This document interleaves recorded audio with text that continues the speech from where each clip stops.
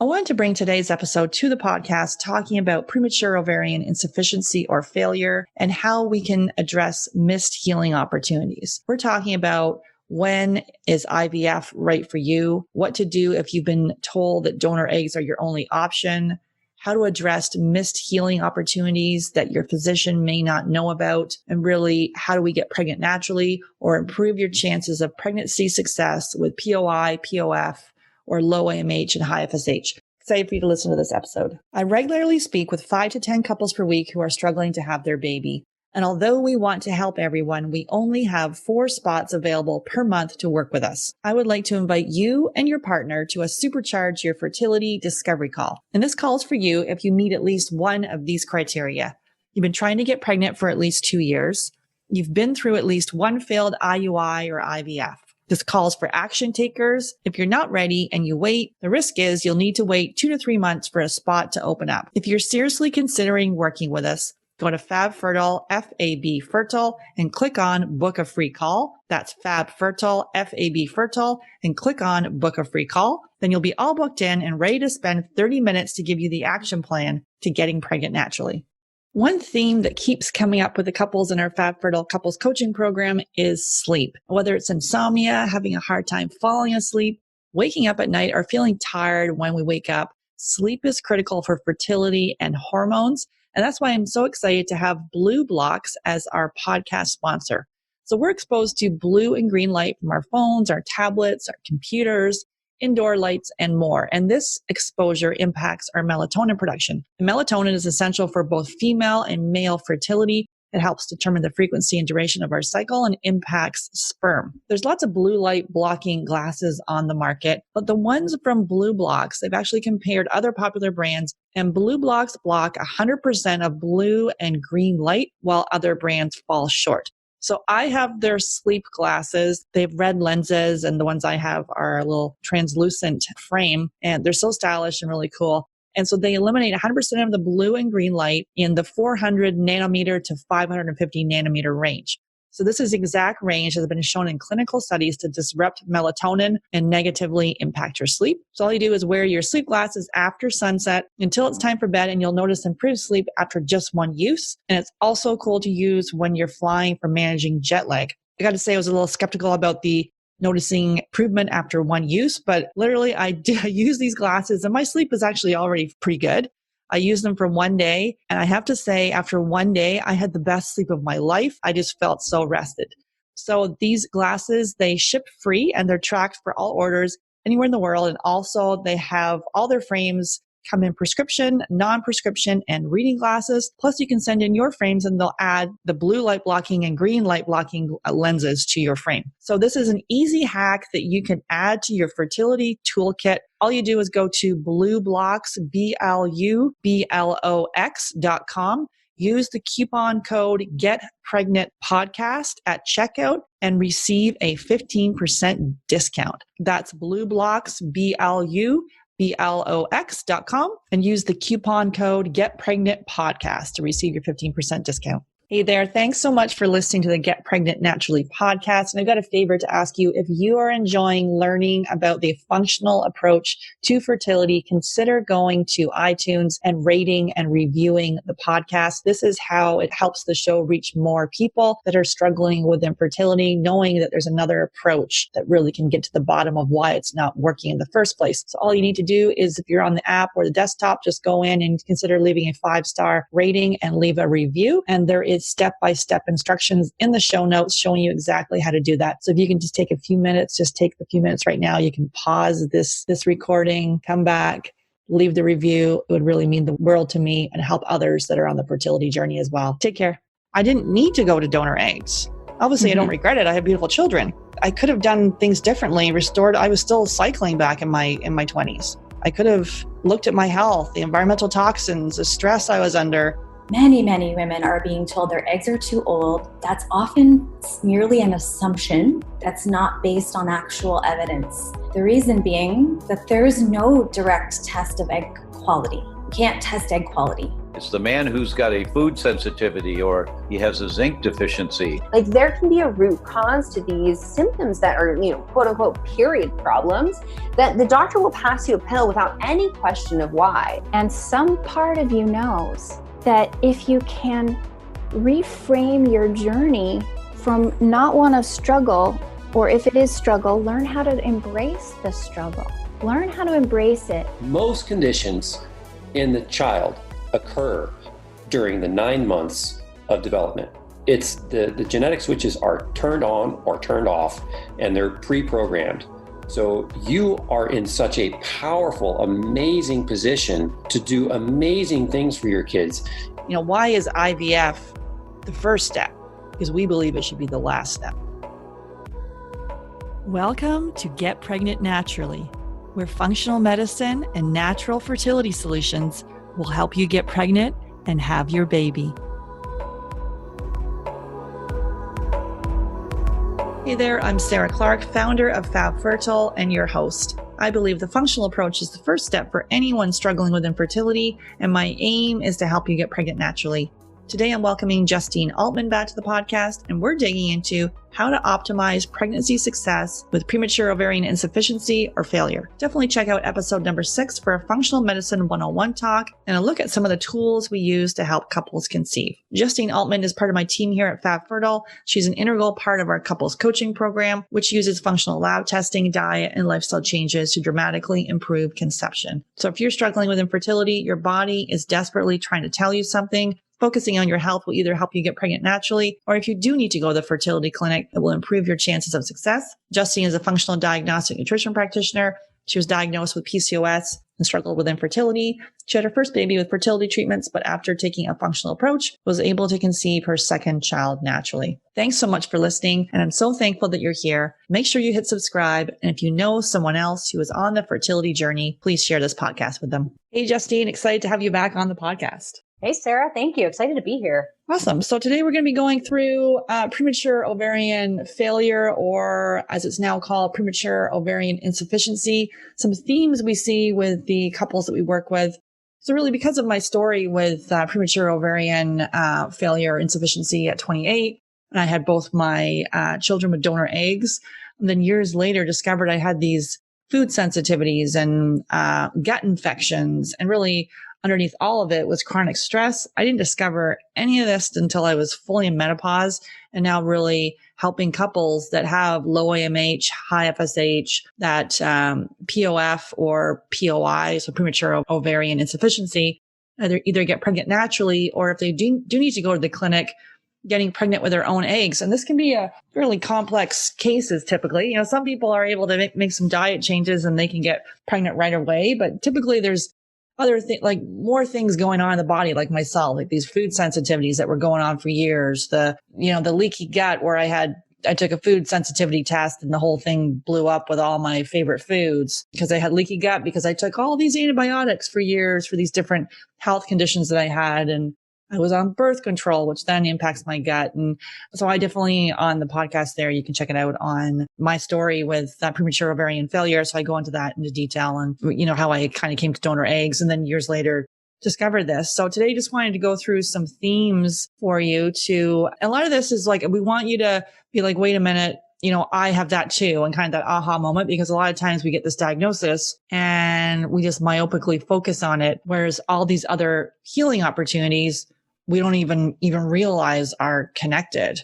Anything you wanted to add there, Justine? Yeah, so we get these diagnoses and we think that this is just our diagnosis forever. And it's the diagnosis for right now. But we know when we sort of get the things going right in the body, the diet and the sleep and the exercise, and we avoid the foods we're sensitive to, we do a little bit of digging, that we see big changes here. And it's not a forever diagnosis necessarily. Absolutely. And so the one thing with this piece, because it is a very devastating diagnosis, I know this firsthand. We've coached a lot of couples that, that have this. And so, well-meaning RE, OBGYN may tell you, you've got POI or POF and the only option for you is donor eggs. And that's what I was told. I didn't get a second opinion. I didn't look at the other health issues going on. And I'm like a super action oriented person. Like I just go into full action. That's how I cope. That's how I cope with many things. I just like, if there's a crisis, I'm like Googling like a crazy person or whatever it is. I'm going into solution mode. And then eventually it will hit me a little bit, later. So I didn't take any time to grieve. I didn't take any time to be like, holy crap, that's a freaking blow at 28. And most of the people we work with, like it is a younger age that this kind of happens. We do have, people that are in their later 30s too. The thing is, it can be reversed. What we see kind of as a theme here is because a person in a white coat, an educated physician may have told you that, you're done. The ovaries have shut down, which it is, POF or POI is a loss of function of the ovaries before 40, that they've shut down and that you've got no other option. And that kind of can get embedded in your subconscious and really almost freaking like mess with you, because it's almost like you can't even see a path forward. Hope is just really, it feels hopeless. And you may, search the internet and there's, unless you're looking in the right places from a functional side of things, you're not even going to find anything, because it's like basically your bones will go brittle and you've got heart disease and basically you're done. We typically work with people with POF or POI because there is the Fragile X and the Turner syndrome, other genetic components. Most people we work with, they haven't been diagnosed with that side of things. Similar to myself, there's no other genetic components. It was just like, oh, I don't know, 28 periods are gone and you're done. So with that mindset piece, that's why we take a very like a mind, body, spirit approach to this, to really identify and acknowledge this. Like if you view it as traumatic, it is traumatic. So that kind of might have been put into your subconscious and you may feel hopeless. So we need to identify that and actually help work through it. So we have fertility coaches, and then we have therapists if needed. And then we also bring in a spiritual component to help with faith, either from a religious faith or from a spiritual side of things. Really like, wait a minute, the signs of the universe. What if you knew it would work? How would you do it differently? Because I think many people are like, wait a minute, it's hopeless. And then they're not even able to make some of those, foundational changes. They in their heart of hearts, they just don't believe it. What's your take on that? Yeah, our mind is such a big factor in everything, really. When we're in a rough place, it makes everything just not quite function right, because just like any sort of chemical stressors in our body, right? If we've got those food sensitivities or gut infections or, heavy metals in our body, the mind is just as toxic in the same way, right? And so if we've been told, there's no hope for us, right? And it's been told to us like it's a fact, then it's really hard for us to sort of overcome the stressor of our mind working that way. And so the more we can do to try to continue to think positively and to do the right visualizations, right? Do the mindfulness work, the more we can reduce that stressor. And that's sort of, one big key factor that just sort of gets lifted off of the body. And we see this, even just in normal day-to-day stuff. Like I met with a client yesterday who suffers from all sorts of health issues, but when she was on vacation, she suddenly felt amazing. Right. And it was because the normal day-to-day stress, the mindset, am I going to accomplish all the things I need to accomplish today, wasn't there. It was lifted. And so the body actually responds in a really strong, positive chemical and physical way when the mindset is in a good place. Right. And sometimes we don't even know we're stressed. Like I literally, back when I was diagnosed, I would have said I wasn't stressed. Meanwhile, I had like TMJ, my freaking jaw was locked shut. I remember always my shoulders were always like up at my ears because I'm like, oh, let's just go, go, go. That kind of that stuck in that fight or flight and not able to get into that relaxation response. And, it's not about mani-pedis. It's like, wait a minute, like saying no. How do you slow down? How do you like that visualization exercises where it's like in the beginning, you're like, my body is fertile. In the beginning, you're like, I don't even think my body's fertile. And so being able to to rewire your brain that way, which is, it's powerful stuff. And it is kind of like an exercise thing where you're using weights and you're building muscle. It's the same. You're building muscle with your brain. Sometimes when you start meditating, you're like, oh, are you kidding me? I remember like, are you kidding me? I got to sit here and like for an hour and not say anything. This is insane. I want to leave the room. And now I'm like, oh, I can sit there for quite a long time. And actually it goes by in like a snap. So it is practice. And also like having someone to call you out on your own crap and to see if that, we see this all the time with this diagnosis where, these words are planted in our mind. We will struggle. It won't work.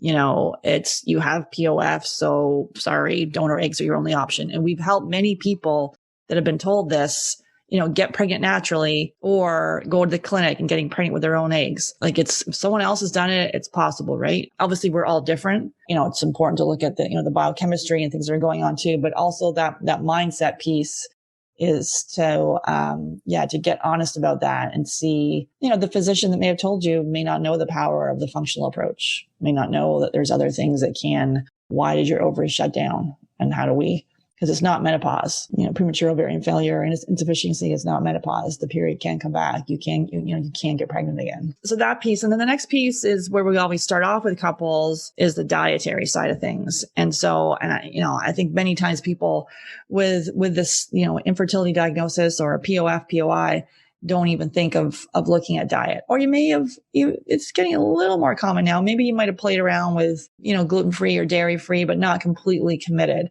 So we do see a theme with POI, POF, high FSH, low AMH, that it's like non-celiac gluten sensitivity. So even a crumb of gluten can cause, a cascade of reactions in the body for months or even a year or longer. And so we see that quite a lot. We start with the elimination diet, which is the gold standard. So you take out those top allergens, and then we tweak it with the food sensitivity test, and we see it like black and white. So people can, sometimes it's good to feel it. That's why we have you do the elimination diet, so you can feel how food impacts your body, and then you can see it by, with the testing. Anything you wanted to say there about the diet as it relates to POF and POI?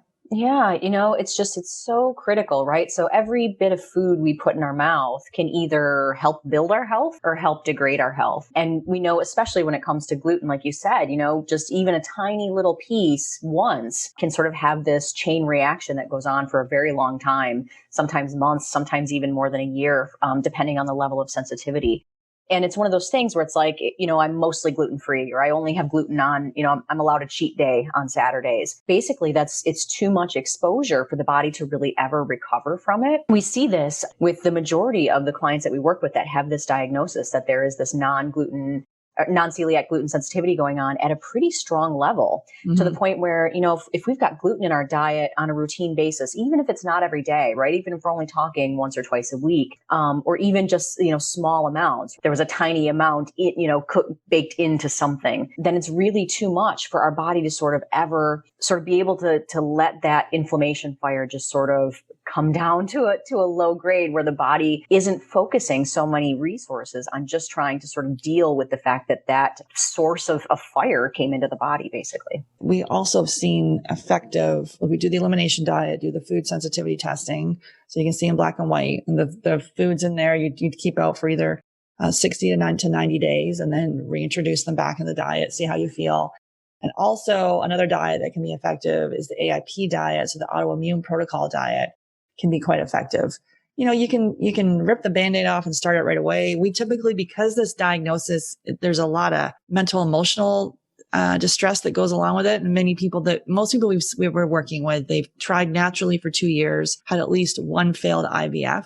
You've already been through quite a lot, right? We're going to radically change all the diet. It can be too much. So we kind of ease you in with elimination diet. We see take out those top allergens for 60 to 90 days off of the food sensitivity test. And then we can then ease into an AIP diet, not forever, but you can try it out. We've had success with that as well. So each person is very different, because sometimes the stress of all those dietary changes can be like, oh my goodness, that stress alone is drives people bananas. So it's depending on where you are, if you're eating the total standard Western diet, we're we want you to go AIP. It might be too hardcore. Even if we have people say, I'll do it, cause we work with triple type A's, type A's, busy professionals, let's just get this stuff done. And even because I would have been I'll do it. And then later I'm okay, I'm not good. I'm not doing so great here. So it is very important, again, to have someone call you out on your own crap. If you're the person that's yeah, I'll do anything. I'll keep going. Blah, blah, blah, blah. I'm fine. That in itself is, it can be a stressor too. Yeah. For some people, it goes just fine. It's no big deal.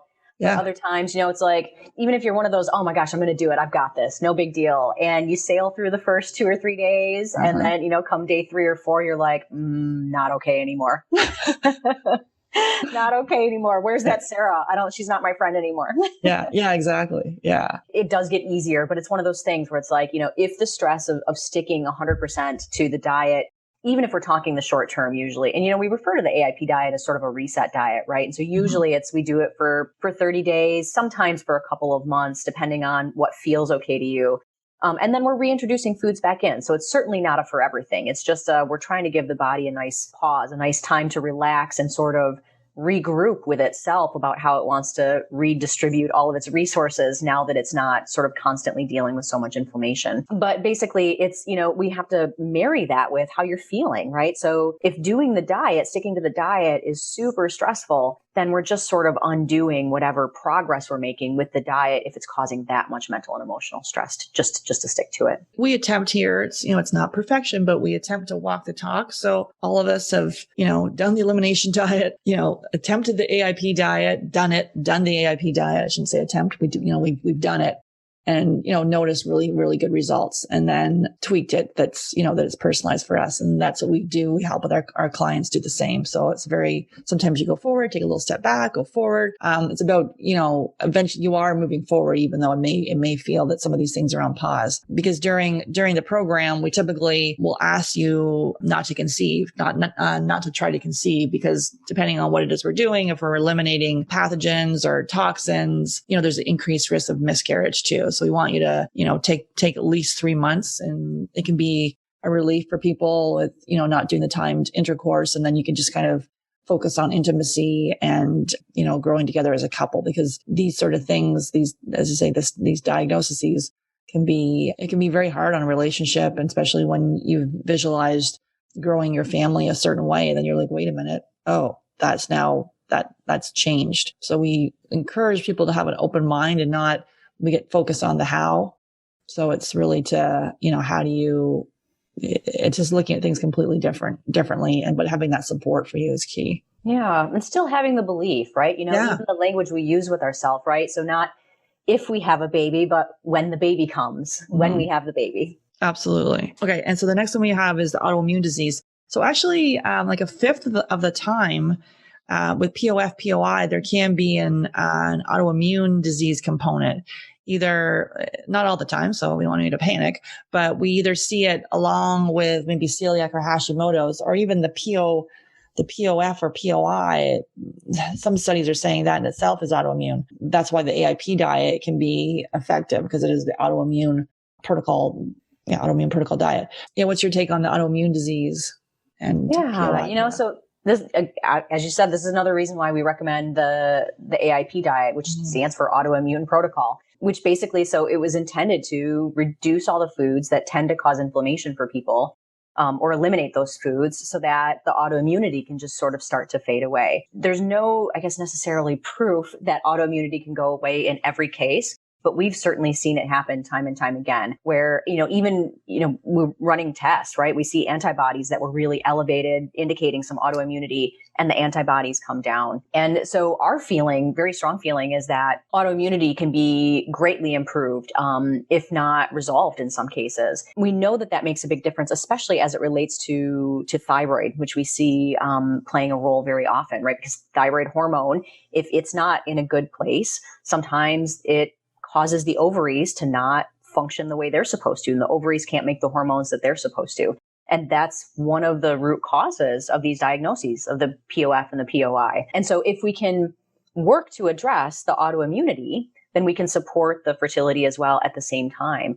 And a lot of these things, come from either, even further upstream, right? So where did the autoimmunity come from? And the autoimmunity in a lot of cases comes from some challenges with the gut, because we're not digesting our foods very well, which means we're not absorbing enough nutrients, which means the body is sort of depleted in what it needs to make all of those things and make all those things happen. And if we've got some imbalance with the microbiome, right? We've got some unfriendly bacteria in there. All of those things can contribute to autoimmunity happening, as well as the foods we're sensitive to. The gluten especially is a pretty big contributor pretty often in autoimmunity developing. And so basically it's, in a lot of cases, it sort of all starts with the gut, right? And so if we can work on some of those root causes, then we can see an improvement in autoimmunity, and therefore also see an improvement in our reproductive health. Yeah, we had someone with low AMH and high FSH and premature ovarian insufficiency, and basically, yeah, she ended up having celiac. And then we made these changes to her diet and her gut, and within 4 months she was pregnant. So, we regularly also see, when people got those very low AMH or high FSH numbers, and they go in after a very short period of time in the program, 3 to 4 months, that they're getting checked. And lo and behold, the AMH has gone up and the FSH has gone down. And sometimes then they're kind of swung into an IVF, because now the doctor is like, oh, wait a minute, your numbers are in line. Usually for IVF, it's below 10 for the FSH, and they can move forward. And then, people start getting pregnant. So we do encourage you to hold steady though, as we move through this. A lot of times people are in a panic. And it's interesting me saying this, because I am like a super impatient person. It's something that I'm constantly working on to be patient, but that's natural. It's how I was, my dad's really impatient. And so I was, just grew up that way, but it's that one step back for one giant leap forward. And sometimes we feel like we have to, rush towards the clinic. And so I guess, and that's in the next sort of thought of, when do we do IVF? Like, our thing for sure, like, you have this diagnosis right now. And, we say people to be trying naturally for 2 years, because many times you get the diagnosis and then we're like, let's make these changes. And somehow people just aren't quite ready to make the changes yet. So you might have, that's why people that come to us, they've typically been through at least 1 to 2 failed IVFs. And it's, a huge cost to do that, as well as the, the mental emotional side of things. Our thing is, IVF is last, and really let's address the mental, the mental emotional side of things, the biochemical, the spiritual side of things. There's usually some sort of dysfunction going on in the body. And there's so many healing opportunities that conventional medicine is just myopically looking at the AMH and the FSH, saying that, sorry, we're, either we're done, or, oh, wait, there's a slim chance, there's a few follicles here, let's roll with an IVF. Well, we've had many people go in, they've always had a few follicles, and lo and behold, they work on all these things, and now they're like, oh my goodness, there's all sorts of follicles in there now. Like, over and over again, this happens. And so, yeah, what's your take on IVF and the POF and POI? Yeah. Well, so we just had another client yesterday, Sarah, that I didn't fill you in on yet. Okay. Had a bunch of new follicles where she didn't have any before. Yeah. So we hear this all the time. Yeah. So my feeling on IVF, just like you said, is that, like, we want us, like, it's there for us if we need it, right? It's a tool in the toolkit. But in my opinion, it's sort of the last tool for us to use, because there's a very good chance if we make all of the adjustments, to diet and to sleep, and, we're really taking care of ourselves, and the body just starts humming along, that the hormones start to come back online. The ovaries start to perk up, and we start to see follicles growing. And then there's a possibility for natural pregnancy, right? Where we just do it the old fashioned way, and we don't need the clinic. Or if not, right, if that doesn't work out, then if we've done this work in advance, chances are when we go to the clinic, we have a much better chance of success, right? Now there are enough follicles. Now there's something for the IVF clinic to work with, or perhaps even something less invasive, an IUI is a possibility, because basically just everything is sort of working better than it was before. And we like to give the body this opportunity, not only because it makes you healthier, but it increases chances of really strong health for the baby. Mm-hmm. And then really strong health for you after pregnancy too. And I know this firsthand. I wasn't all the way healthy, and I used some fertility drugs to get pregnant with my first baby. And it was a terrible pregnancy. I was uncomfortable and in pain and unhappy most of the time. And then it took me a full 2 years to really recover from that pregnancy, where I just was exhausted. I was a zombie for 2 years. And then with my second pregnancy, it was completely night and day. I was in the gym lifting weights up until the moment I went into labor, and recovered, was back to better than pre-pregnancy weight, in 2 to 3 months after the baby was born. And that was because I had done so much work on my health and had done such a good job taking care of myself in between, that I really benefited, and the baby really benefited, and everyone was just really in a great place, not only throughout the pregnancy, but after the baby came as well. Yeah, it is. I keep saying it, but like the one step back for the giant leap forward. That impatience thing comes along. And I think, the clinics kind of play into that panic. Oh my goodness, we got to go fast. Your eggs, there's nothing left. And it just creates that fight or flight. And we're not, and so then we're seeing the people that it doesn't work for, because they haven't addressed some of these issues. And it's like that things are missed and a lot of heartache that goes along with that.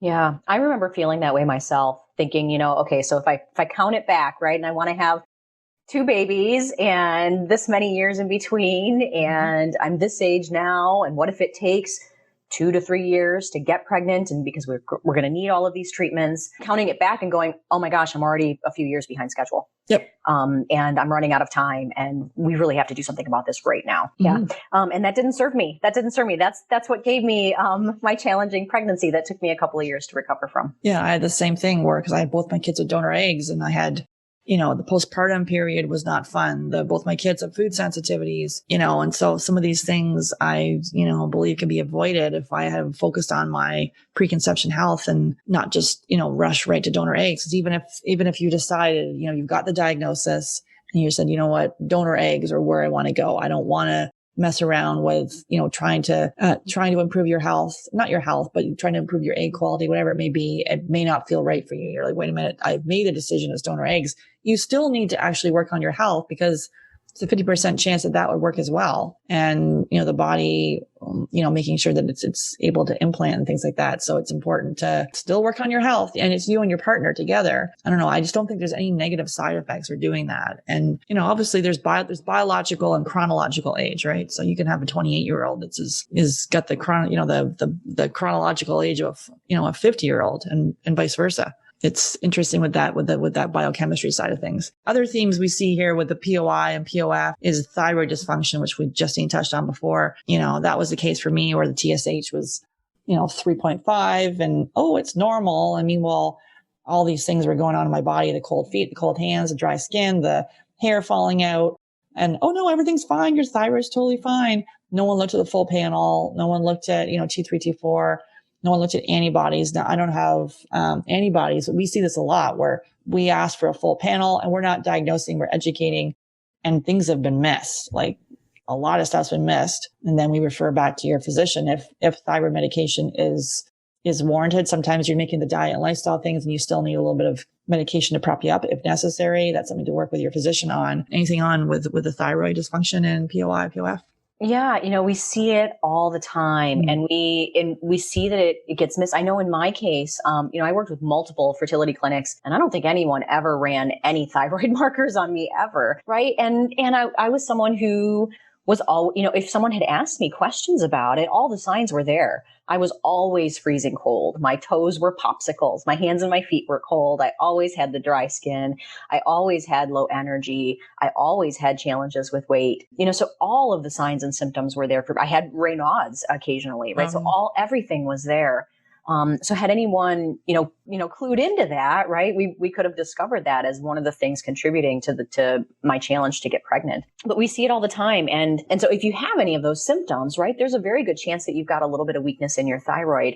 And one of the things that we see is, even if it does get checked, the standard Western range is really, really big. And we know that, that it happens very often that people are told everything looks normal. And come to find out, if we look at it from the perspective of this functional range, which is a tighter range, we're looking for, is it within an optimum range? Then we see it all the time that it's actually, in fact, not within the ideal range, in which case there's a lot of room for some healing there. If we support the thyroid, then the thyroid can do its job and give its signals to the ovaries for the ovaries to do their thing. So it really plays a pretty significant role, and it's something that gets missed quite often. Yeah, another one we see is the hormones. So obviously, if your hormones are extremely low, then you may have been recommended, like a common recommendation for POI, POF, or diminished ovarian reserve is DHEA. We always want to test it to make sure that you are low, because there can be side effects from taking that medication.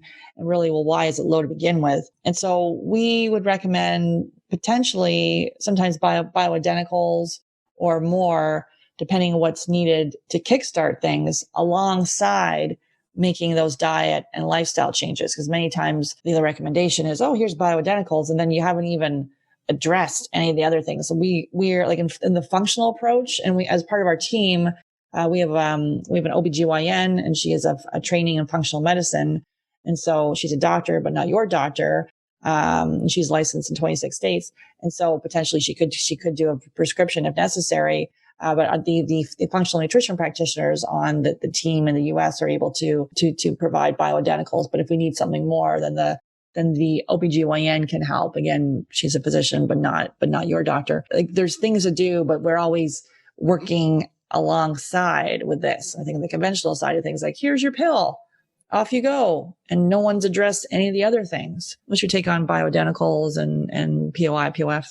Yeah. So, the hormones can be really helpful, but from a functional perspective, we think of them as this adjunct to the program, right? And so what caused the hormones to be low to begin with? And the reason the hormones matter, right, is because they're the messengers. They're what tell things in our body to do the things they're supposed to do, right? So if the hormones are low, nothing is telling your ovaries what to do, right? And so your ovaries are just hanging out there like, just waiting for my signal, waiting for my orders. I don't know what to do until I'm told. And so if the hormones are low, the signal's never coming. And so the hormones matter, right? And so we can supplement with hormones, with bioidenticals or with prescription hormones.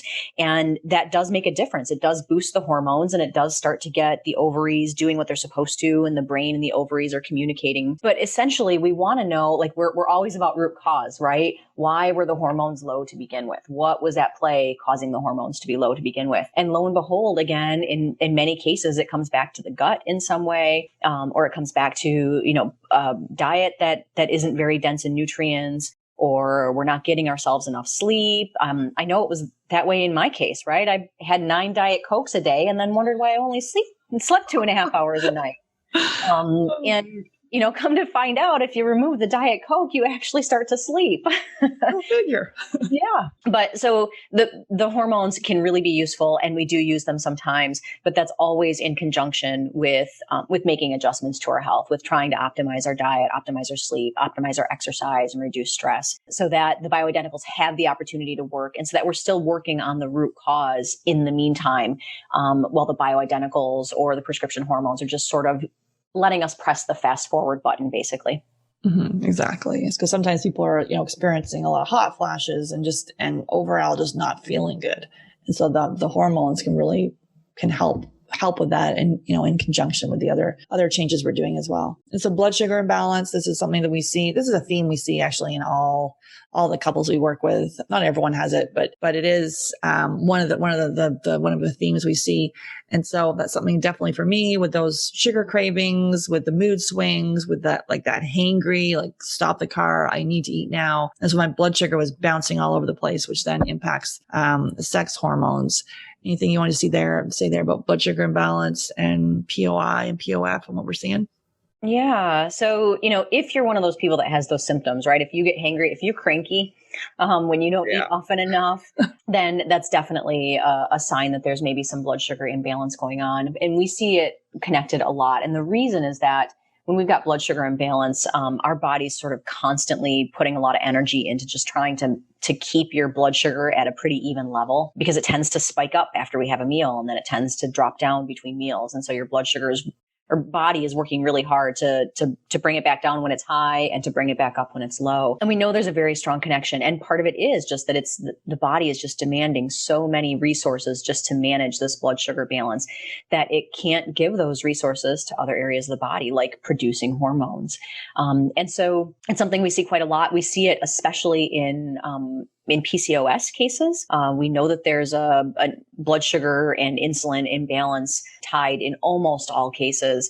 And we see it with basically just about every explained or unexplained fertility diagnosis that's not related to some kind of, structural challenge. We see it almost every time, I would say.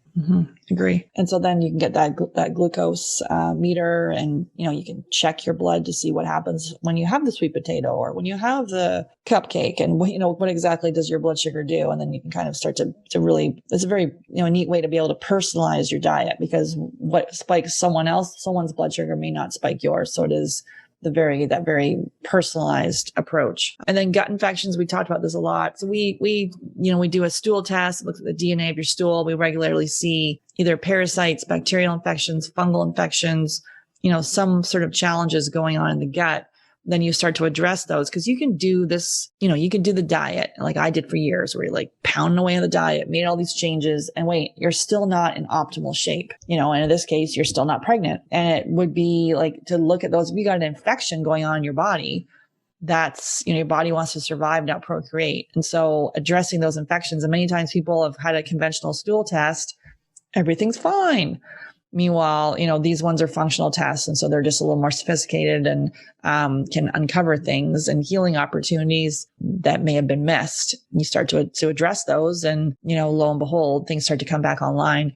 What's your take with the gut infections and POI, POF? Yeah. So we've got, we see all the time where people have done a stool test with their doctor already to try to rule that out, right? The doctor was concerned about that themselves. And so they ran the test, but it came back negative. The difference between the test that we prefer and the test that it's typically run in a standard doctor's office lab is that this one is a DNA test, whereas standard doctor's office test is a microscope test. So literally they're taking a little smear of your poo sample and looking at it on a slide under a microscope.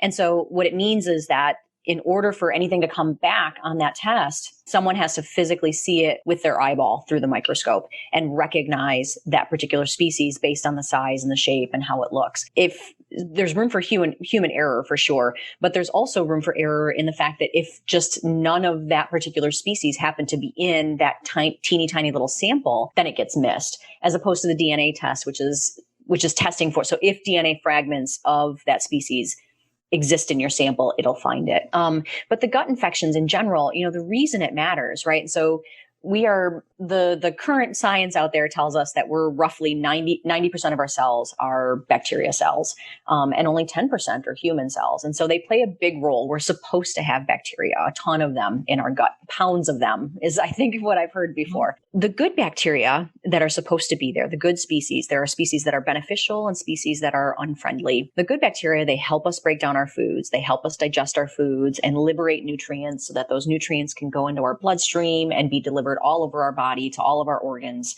that need all of those nutrients. The other thing they do is they give off byproducts. So basically, every living thing has a byproduct, right? And their byproducts are nourishing to our gut. They're good for us.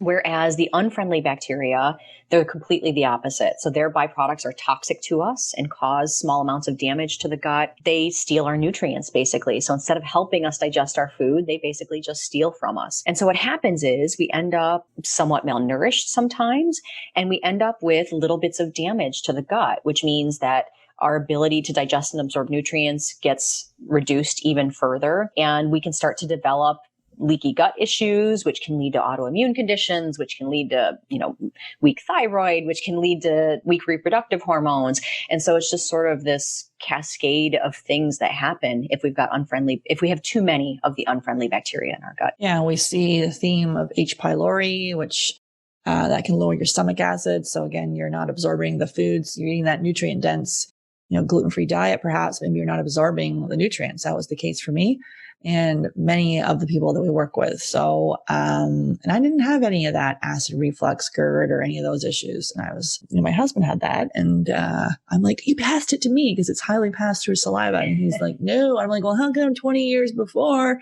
you had these problems? He still is adamant that it was me that gave it to him.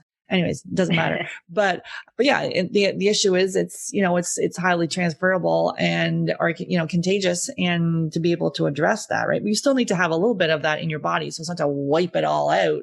It's to then get it back into balance. Can you talk about that one a little bit? Yeah. So H. pylori we see quite often. It's a stomach infection, which are primarily in the stomach, which is a little different from most of the other bacteria that we talk about when we talk about bacteria in the gut. The majority of the microbiome is in the colon. But H. pylori, this bugger likes to hang out in the stomach. And that's because it likes the stomach's pH level, sort of.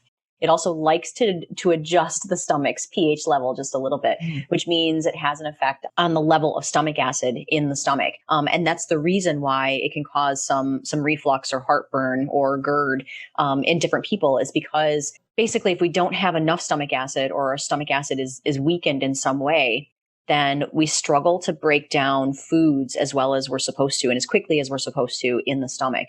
And when that happens, well, it starts to sort of putrefy in the stomach, right? And so that's when we start to get little bubbles happening, right? Because that putrefaction process causes an off-gassing, and then those bubbles rise up through our esophagus, right? And so that's, if they pop in the esophagus, that's when we get that sensation of heartburn, or if they come all the way up, then we get the reflux or GERD or whatever it may be. And for that reason, because things can sort of bubble back up the throat, that's how we can pass it back and forth, because we now have a little bit of H. pylori in our mouth, essentially. And so, if you're intimate with your partner, then it's very easy for your partner to also get it if you have H. pylori in your mouth, or vice versa, right? So we'll just assume it came from Greg. Yeah, that's right. It was. Yep.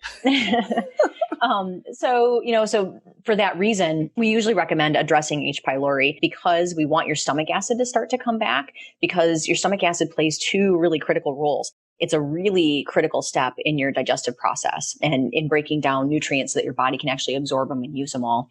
And the other thing being, it's a really critical step in our immune system, right? So most bugs can't survive passing through the stomach acid, because the stomach acid is so acidic that they just die off before they ever make it to the rest of the gut to colonize and to create an issue for you. And so usually we recommend addressing H. pylori for that reason, so that we get back that ability to digest at full capacity, and we re-strengthen our immune system by driving down those H. pylori numbers.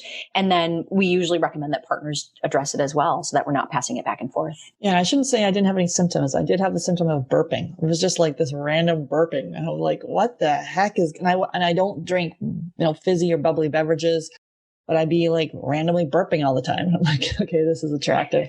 And it turns out when I addressed that random burping went away. Mm-hmm. Okay. And so another theme we see with POI and POF is there's a bit of there's overworking, there's perfectionism that we see a lot, where people are like working so hard. They feel they can't ask for help. There's the perfectionism piece in there, where fear of failure, or you've got to do it right. And otherwise, and then just sort of killing yourself in the process. It's interesting with that too, because and also anxiety kind of comes into play. We see that the more anxiety than depression around that. And I actually wouldn't have said I was anxious, but looking back on this, I'm like, maybe I had some sort of mild anxiety thing, because now I just feel calmer. And as you start to address those mineral imbalances like zinc or vitamin B, like magnesium, that I was always getting cramps in my legs and eye twitches, then the body starts to calm down. Because many times we're like, oh, wait, we think it's, we may think it's psychological, but it could be biochemical. And also then your body gets stuck in this pattern where we're like, oh, if we're trying to avoid something, or we're like, if there's some fear around something and it brings anxiety, then a pattern develops and we don't do that. So there's that part, as well as, underneath it, was it a biochemical thing that got us into these patterns? What's your take on that one? Yeah, so the more we have imbalance, the more we get imbalanced with our minerals and imbalanced with all sorts of things, right? And so now this pattern is really burned in, not only from a vitamin and mineral standpoint, but also our brain rewires itself. We know this to be true, that the brain rewires itself. And so we sort of get stuck in this pattern. So the more we do it, the more it becomes ingrained, right? Just like any habit. But it's funny, Sarah, for you and I both, we look back and now it's very easy for me to spot.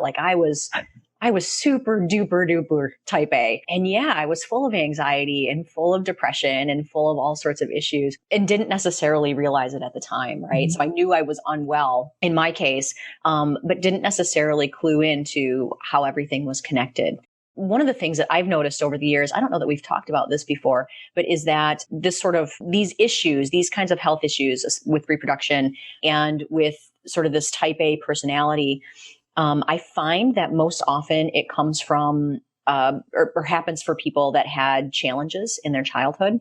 So the childhood home was challenging for one reason or another, right? So we had parents who split, or we had a parent who was sort of just not present with us, or other bigger challenges in the home, or some kind of loss, some kind of trauma, tends to be, I would say it's easily 80 or 90% of my clientele. The people that I attract that come to work with me had something pretty significant going on when they were a kid. Yeah, and I wouldn't even have said that I had a traumatic, for me, there wasn't, but I grew up in a household where my dad and brother just fought. They freaking fought all the time. Things were thrown, things were yelling. People were always, my brother would take my dad's Christmas presents and throw them out on the lawn. They'd always have a fight right before Christmas. They'd, now that it's been 7 years and they haven't spoken.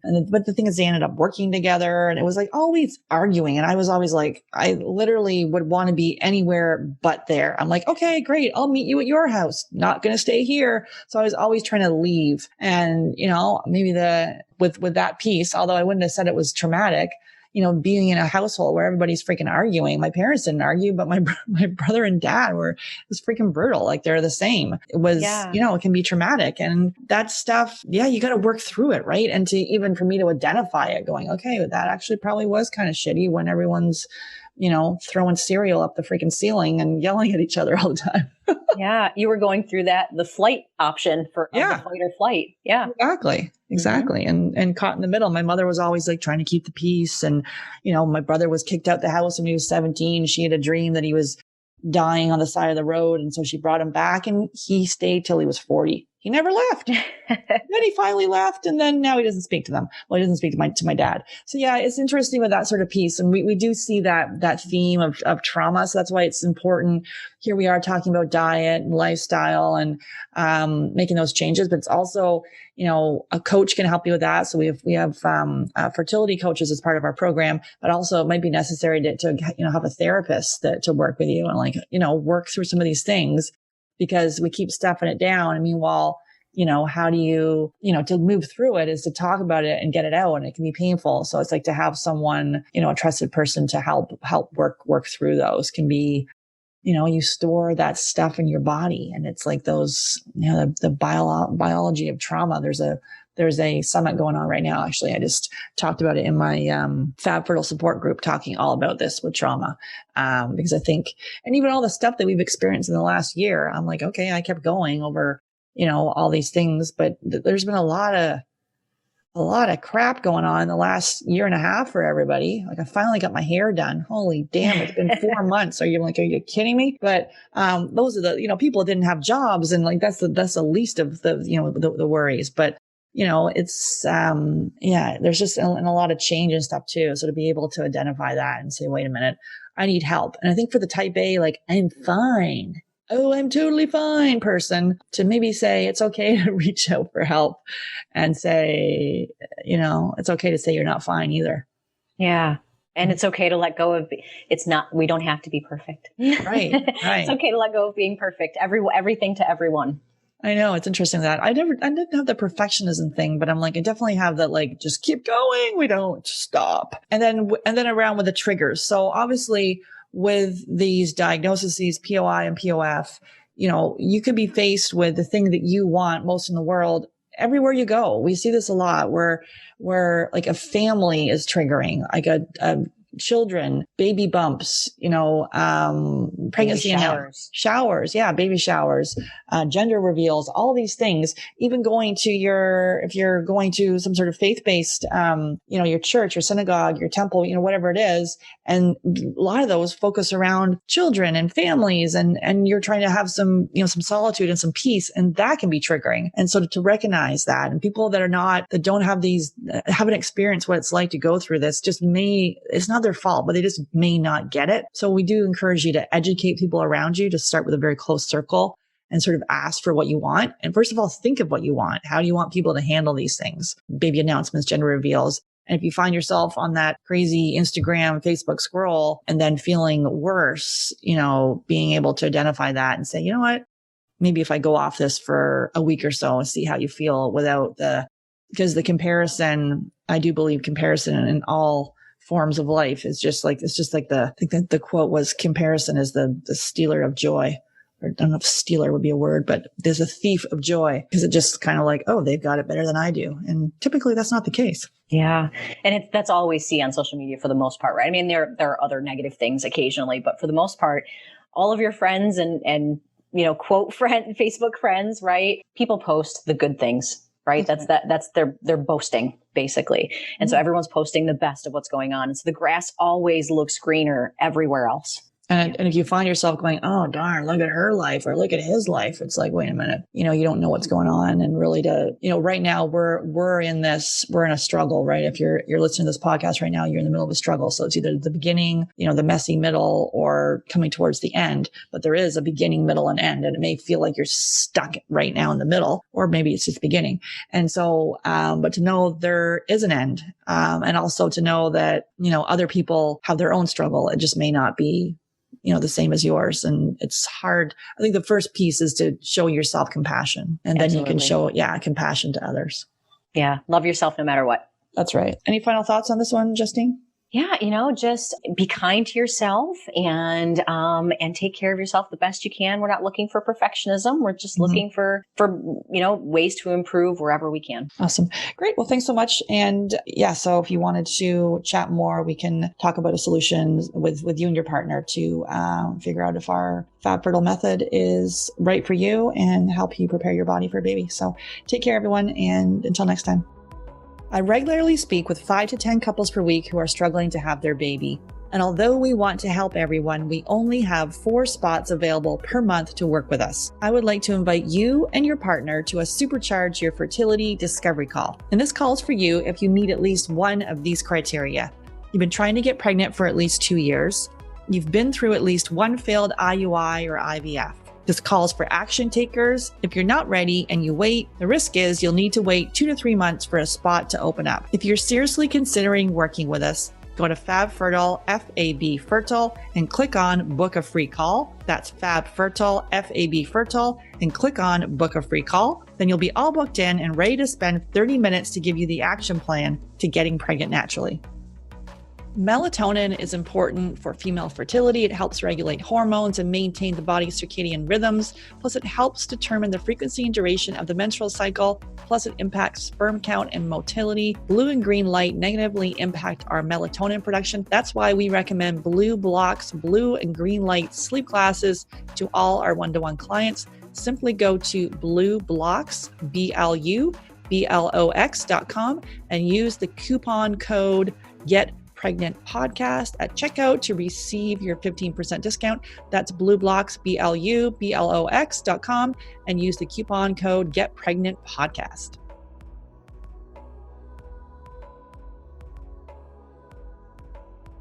The Get Pregnant Naturally podcast, including show notes and links, provides information with respect to healthy living, nutrition, lab testing, and is intended for informational purposes only. The information provided is not a substitute for medical advice, diagnosis, or treatment, nor is it to be construed as such. We cannot guarantee that the information provided on the Get Pregnant Naturally podcast reflects the most up-to-date medical research. Information is provided without representation or warranties of any kind. Please consult a qualified physician for medical advice and always seek the advice of a qualified healthcare provider with any questions you may have regarding your health and nutrition program.